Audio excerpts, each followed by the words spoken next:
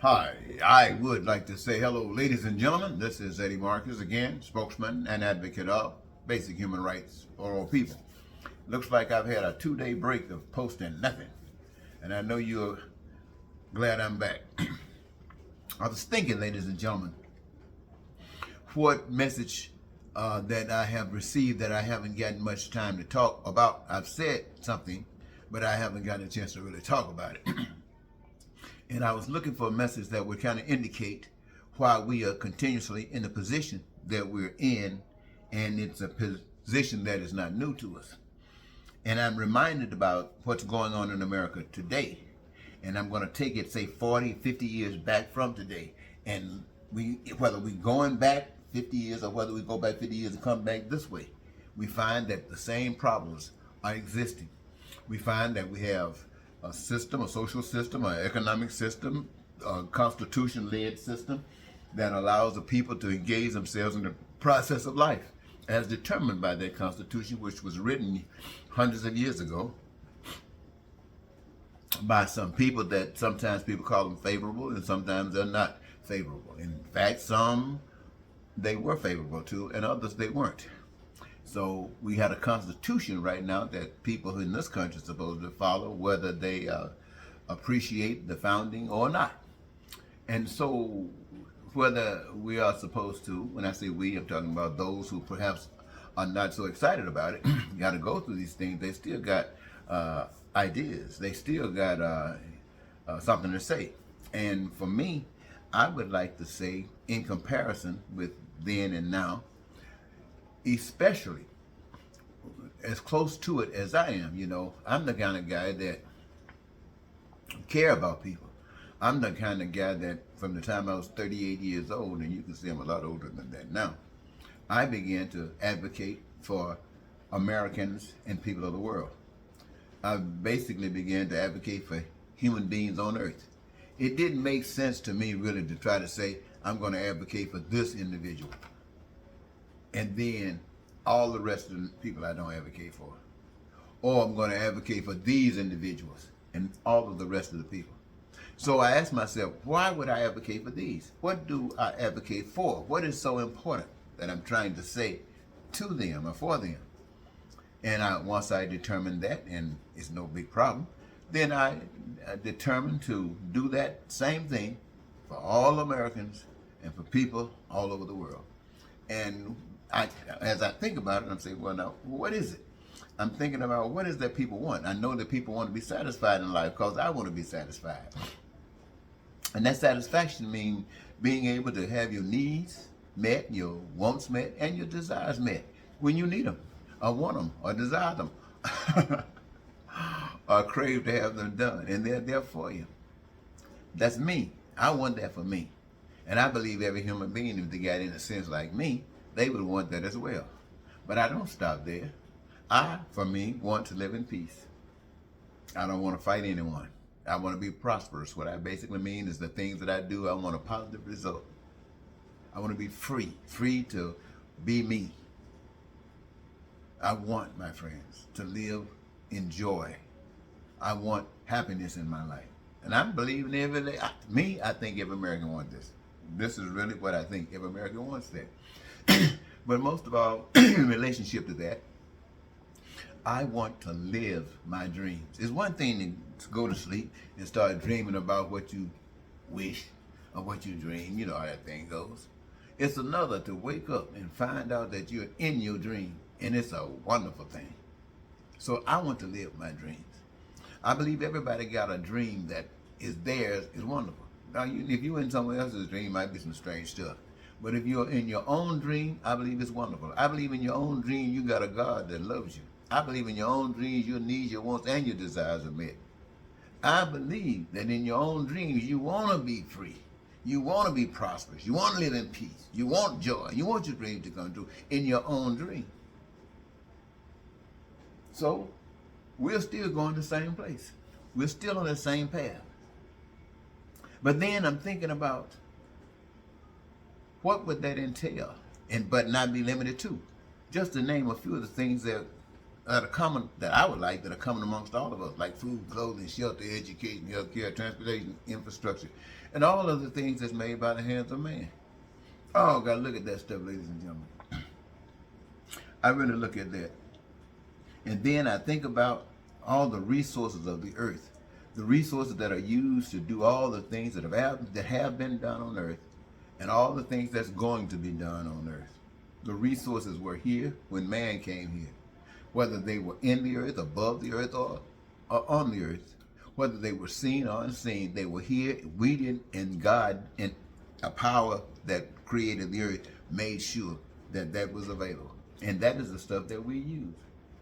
Now we're here. We got these resources here. We got our imagination. We got inspiration. We got the things that we have determined are essential for our survival and life. And we don't have those things. We don't have houses, food, clothing. So how do we get there? Well, everybody that comes on this earth benefits from stuff on earth. That's why I was already here. So you come, you bring something to give, something to offer, something to serve.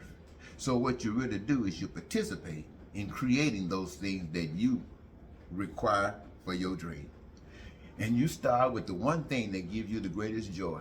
That's all you got to do. You don't have to do all these million things, all these. You just do a job, a career that gives you your greatest joy.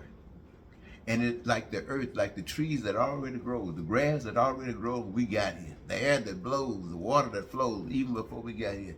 When we do what we were given to do, when we are doing that which gives us our greatest joy, it is almost like naturally interconnected in such a way that all of those things that I just mentioned that we need, want, and desire, food, clothing, shelter, all of those things are being done when we are just doing what we do. And some might be teaching, some might be digging ditches, some might be whatever you're doing. This is what you're doing if it gives you your greatest joy. And out of that, you are creating heaven for you, for one another. You're creating heaven for one another. And you are in heaven, playing a part in heaven. And the result is you don't ever have to lie or cheat or steal or be a racist or be filled with hatred and bigotry. You don't ever have to be poor, poverty, crime, and violence. You don't ever have to have guns walking around threatening people, terrorizing people, and want to go to war. You see, that's the difference. Now, when I'm going back 50 years, I went back 50, well, let's go back 40 of those years. It's because during that period of time, I wanted to be president of the United States. Why did I want to be president of the United States? You don't know anything about me. I'm nobody. How in the world do I think I can just put my name out there and you never heard of anything about me, know nothing about me but what you can find based upon, the records. And here I am saying to you, I want to be president of the United States. Who do I think you are? How stupid do I think you must be to say yes? Well, I wasn't worried about how stupid you were. I was worried about how wise you were. Because what I just got through saying, you ladies and gentlemen, is exactly what I was offering. It is exactly what I was offering. You never had that offer to you before. You never even believed that you would deserve it. But here I came. Here's what I did. I was different. The things that I talked about are different. So when I came saying, this is what I want for me. And I believe you want it for yourselves. If you want it for yourselves, we have to come together and produce it, make it happen. Now me, I'm not playing the game the way people play it. I'm telling you what I just got through saying. If you want it, prove it. Prove it. I'm not asking you for money. I'm not finna give a TV station, a radio station, one thinking dime to tell the world that you can have your dreams. Nope, I'm gonna tell you. And if you deserve your dreams, you want your dreams, you start making sure everybody knows it. You start making sure that everybody knows it, that this stuff can happen. I've done my part. And if you want it, if you're willing, because it's a part of you, then you do the advertising. When I say you do the advertising, I'm not just talking about one person, though it might begin. I'm talking about all of you. I'm saying if you do, and you have to deserve what I just got through sharing with you. Nobody offered you that before. You have to deserve it. If you deserve it, you want it. You want it, and you'll do everything you possibly can to get it. But what did you do? Well, you acted like you didn't deserve it, because most of you never heard of it before. But what you do want and what you do deserve, it will be treated the same way I expected this to be treated. I was deceived or lied or didn't lied to, and because I, since I wanted it, I just assumed that you wanted it. I mean, how wonderful can it get? But you didn't. And but when you did want something, like for instance, a few years later, 20 or 30 years later, somebody else came on the scene. And what did they offer? They offered the other side. They offer hatred, racism, bigotry, lying and cheating, terrorizing and war and everything. Ugly. And people all of a sudden, the news people, the TV, the radio, the newspaper, all the other people in between couldn't get enough. They came out of different countries that followed this lie, that followed this direction, not lie, but just to follow this path, this directive path. They wanted to know everything about it.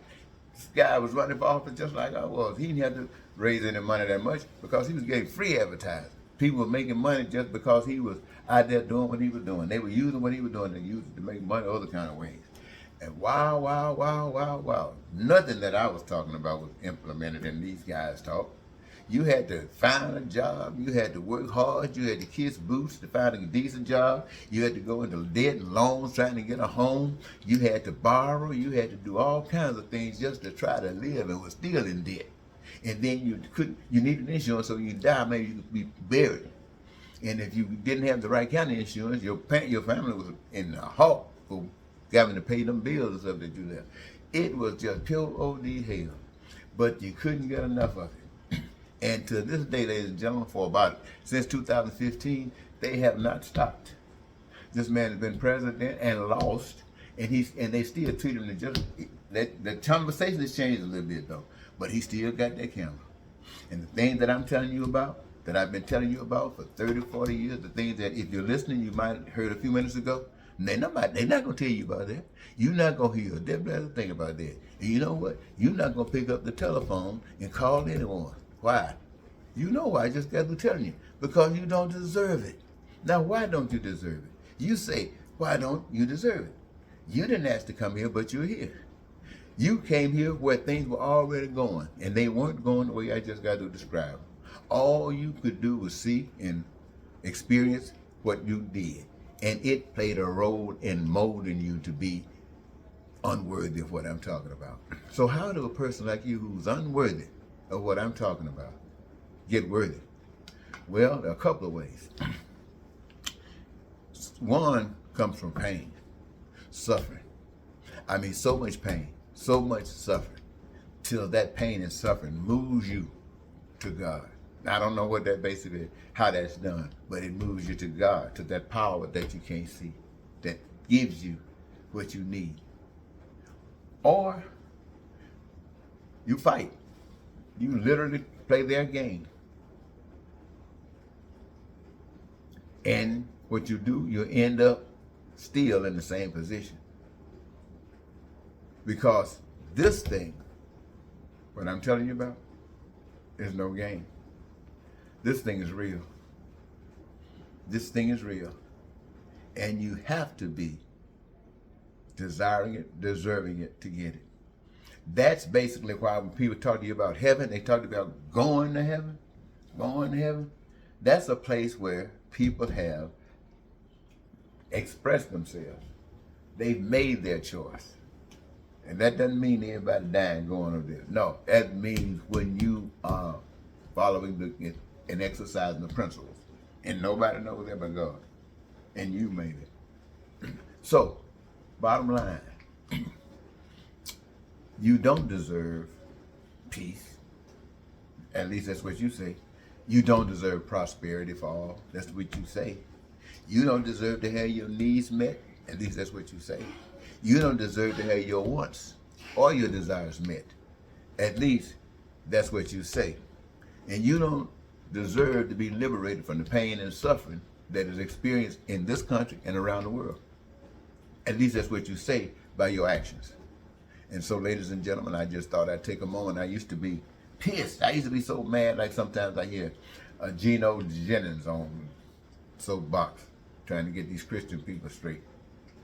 And he gets so loud and mad. It reminds me of how I used to be loud and mad, but it ain't gonna change nothing. Being loud and mad ain't gonna change nothing. It might express how we feel about something, but it still ain't gonna change nothing. It's not gonna change a thing. It's like this, ladies and gentlemen. When people want to change, they'll change. But until they really want, they have to struggle. It's like being let's say, I don't want to say a doper, let's say a smoker. You want to quit smoking because you know it's destroying you. The doctor told you, smoking is destroying you. Quit smoking, you might get a chance to live. If you don't quit smoking, you're not going to be living that much longer. And you want to live a little bit longer, but that urge to smoke, and sometimes you find yourself out there with a cigarette or something in your hand, a lighter right there, and you you get ready to light it and look like something just goes all over you and say, is this really you? You can't stop this? This a kid. And they're struggling. That's the way it is when you're talking about walking that path that gives you the peace and prosperity. You want it, but the way that you understand, the thing that you're accustomed to, is to light that cigarette. The thing that you're accustomed to is to keep on doing things the way you've been doing. You have never done anything when money wasn't required. Money has always been required, and anybody that think that you're not gonna need money to do something got to be out of their head. That's what you're thinking. But the only time you're gonna get the things that you desire, want, and need is when you wake up and understand that you got to take control and lead, not follow. Lead by your actions. Lead by doing those things that produces peace, prosperity, freedom. Well, ladies and gentlemen, I did talk 16 minutes, 17. Woo. Talk to you later.